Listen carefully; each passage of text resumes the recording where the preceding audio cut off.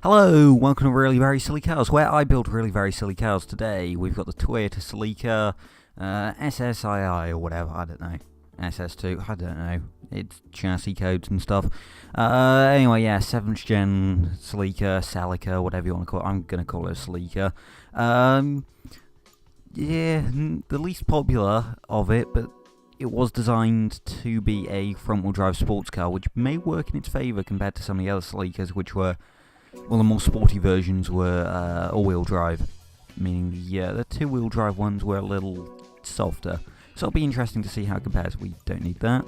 Mind you, we've only had one other Celica, and I don't know, we may get requests for more front-wheel drive Celicas, you never know. There's still a long line of cars to get through, though. I'm certainly not going to run out of cars anytime soon.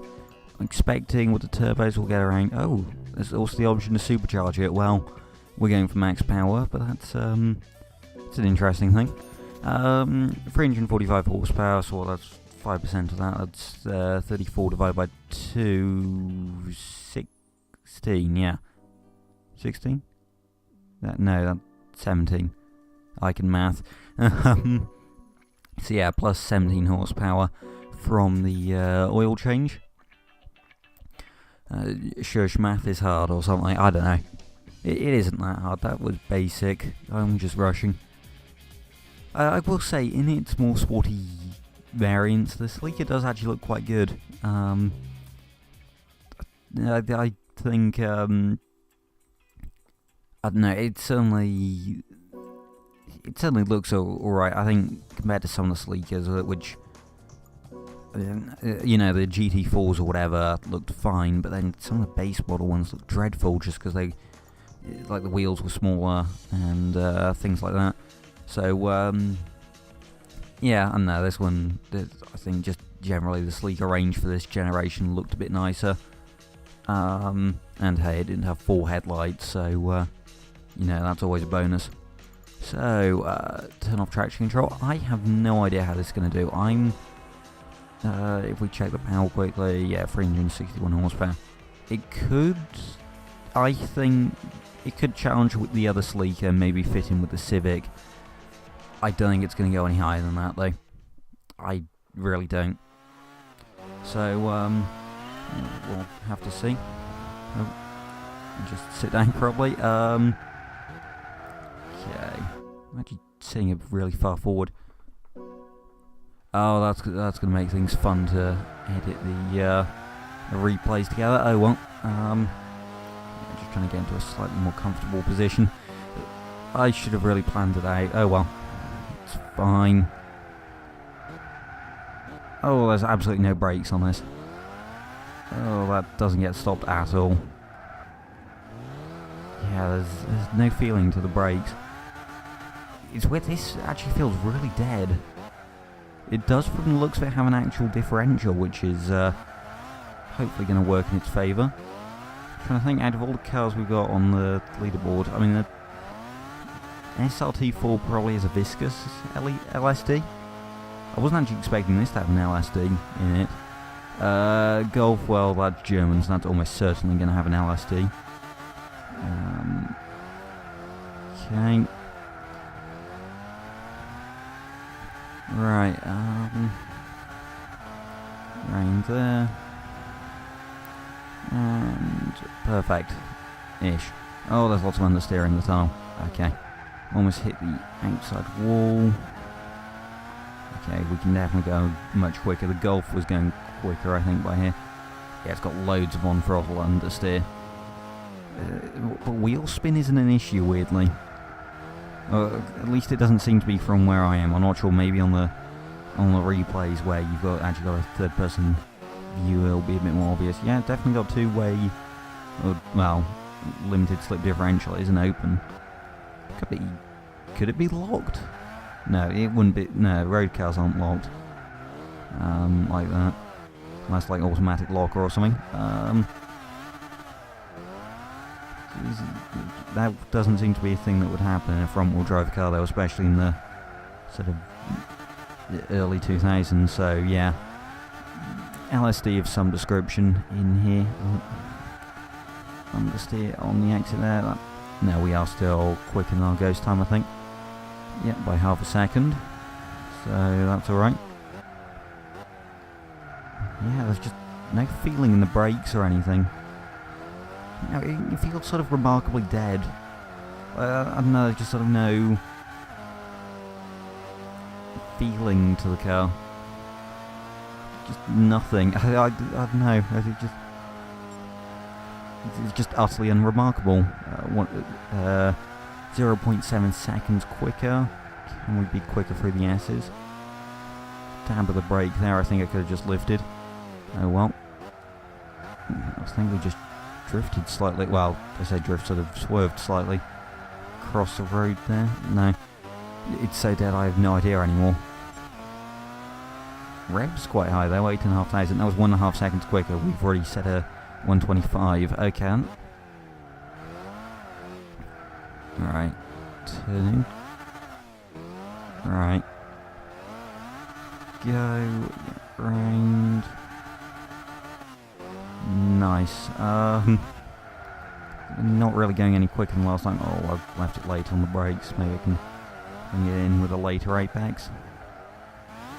Brake earlier through here so I can get on the throttle sooner. There we go. Slightly quicker. I think I got a better run, so I'm actually going to pull a bigger margin. Turn in. To the right. There we go. Yeah, got a bigger lead now. Can I stay flat through the tunnel? Yes, I can. Get as close to the wall as possible, and we're half a second quicker than last time. This could... I mean, if I get these final few turns right, this could be quick. This is going a lot quicker than I thought it would. Where do I brake? I think this is just one of those cars where you just need to brake as early as... You need to brake a lot earlier than you think you need to. Oh, I got a bad run out of that turn. Oh, I lost the gap there. You are still going quicker every single lap though. Got a worse one. Got a worse run into that into the jump though. So yeah, we are behind going into the hairpins. I'm hoping by taking some slightly tighter, more extreme lines, I can maybe make up some time. Yeah, you wanna.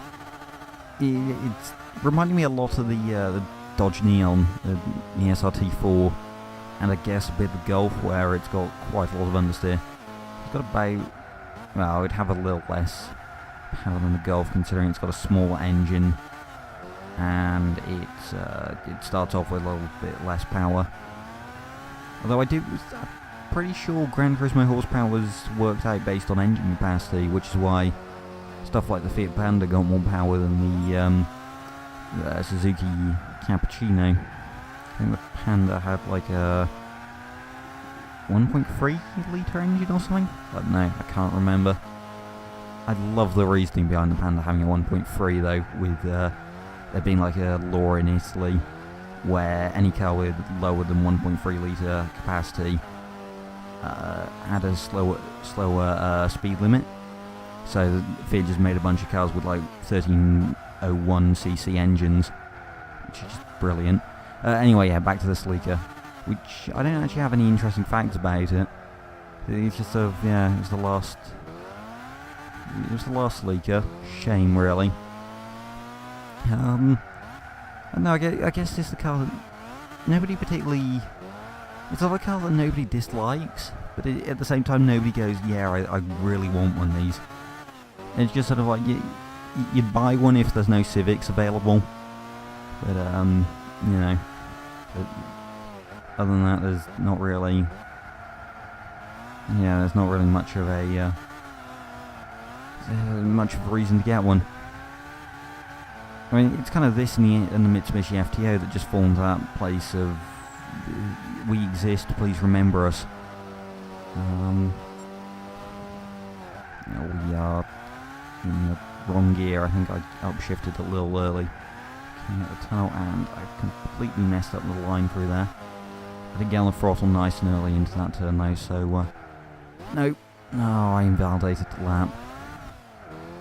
I'll go around anyway.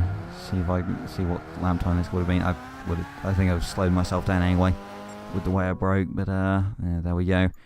1:25.2 there. But yeah, that was pretty good. What did I say? 1:24.8, which is faster than the Civic, I think.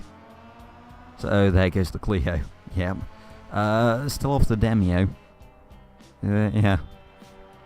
Like how the only things faster than the Demio are a rear-wheel drive sports car and and 2 dedicated hot hatches. Well, actually, the Neon's kind of a sport coupe, but you know, whatever. Sport coupe. We speak proper language here. Yeah, that was surprising. Save the replay since the way I'm doing it now is slightly different. Kind of helps, so I just have the replay saved. Yeah, overall good car. Get the leaderboard back up. Yeah, I really wasn't expecting that. As I made it obvious, I thought maybe it'd do well, but yeah, that's really well. That's really good, even. So yeah. Thank you for watching. Don't forget to leave a like and subscribe. Until next video, goodbye.